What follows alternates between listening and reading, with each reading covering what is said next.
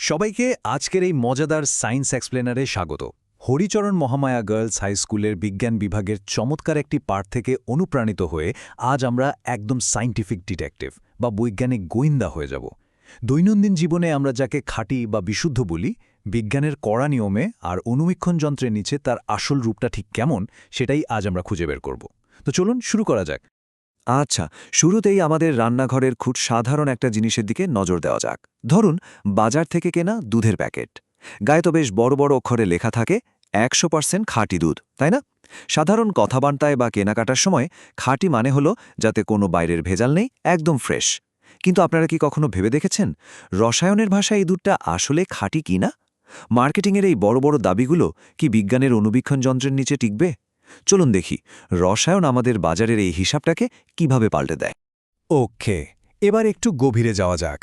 এক ফোঁটা দুধকে যদি আমরা একটা পাওয়ারফুল মাইক্রোস্কোপ বা অনুবীক্ষণ যন্ত্রের নিচে রাখি, তাহলে কিন্তু অবাক হতে হয়। আমরা দেখব দুধ আসলে একটা মাত্র উপাদান দিয়ে তৈরি কোনো জিনিস নয়। খেয়াল করে দেখুন, এই নীল রঙের জলের বা H2O অণু, হলুদ রঙের ফ্যাটের কণা আর ওই সবুজ রঙের প্রোটিনের কণাগুলো কিভাবে একসঙ্গে এদিক ওদিক ঘুরে বেড়াচ্ছে। মানে দুধের ভেতরে একেবারে সম্পূর্ণ আলাদা রাসায়নিক প্রকৃতির কণা একসাথে মিলেমিশে আছে। আর ঠিক এই কারণে, যেহেতু দুধের মধ্যে জল, ফ্যাট এবং প্রোটিনের মতো একাধিক ভিন্ন রাসায়নিক উপাদান একসাথে সংসার করছে, তাই বিজ্ঞানের ভাষায় একে কোনোভাবেই বিশুদ্ধ বলা যাবে না। বিজ্ঞান একে খুব স্পষ্টভাবে একটি মিশ্রণ বা মিক্সচার হিসেবে ক্লাসিফাই করে। সোজা কথায়, যখন একাধিক ভিন্ন প্রকৃতির কণা একসঙ্গে মিশে থাকে, তখন সেটা মিশ্রণ হয়ে যায়। তাই আমাদের প্রতিদিনের ওই 100% খাঁটি দুধ রাসায়নের চোখে কিন্তু মোটেও খাঁটি নয়, বরং আস্ত একটা মিশ্রণ।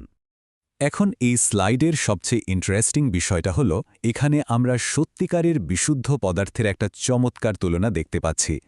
দুধের সেই বিশৃঙ্খল অবস্থার উল্টো দিকে এই স্প্লিট স্ক্রিনের বাঁদিকের ছবিতে দেখুন পাতিত বা ডিস্টিল জল, যার প্রতিটি কণা হুবহু একই রকম, শুধুই নীল রঙের H2O অণু দিয়ে ভর্তি। আর ডান দিকে আছে তামার তার, যার ভেতরে শুধুই কমলা রঙের তামার বা কপারের পরমাণু।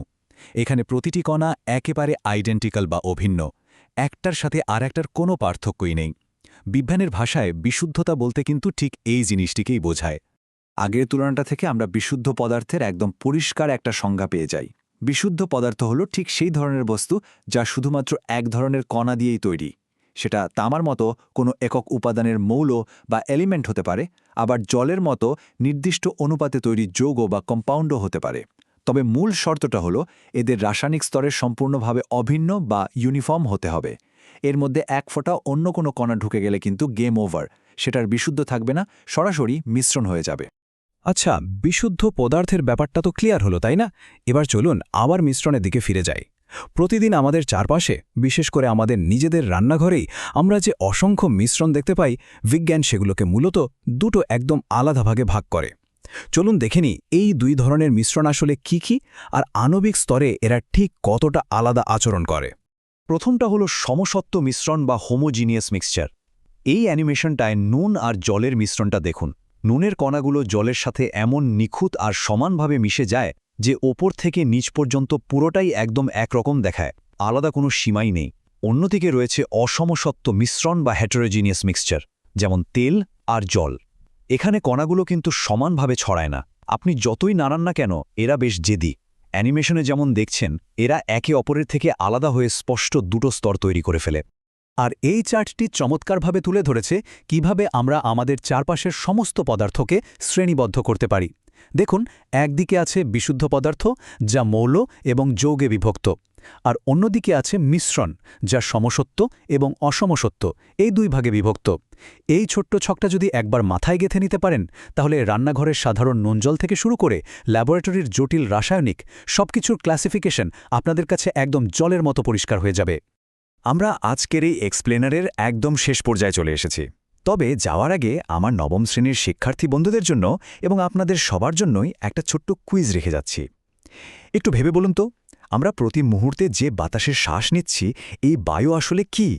এটা কি কোনো বিশুদ্ধ পদার্থ নাকি একটা মিশ্রণ? আজ আমরা ক্লাসিফিকেশনের যে নিয়মগুলো শিখলাম, সেটা কাজে লাগিয়ে ঝটপট এই প্রশ্নের উত্তরটা আপনাদের খাতায় লিখে ফেলুন। এভাবেই চারপাশের পরিবেশের সাথে মিলিয়ে বিজ্ঞান শিখলে ব্যাপারটা অনেক বেশি মজার হয়, তাই না? আজকের মতো এখানেই শেষ করছি। নতুন কিছু শেখার এই যাত্রা চলতেই থাকুক।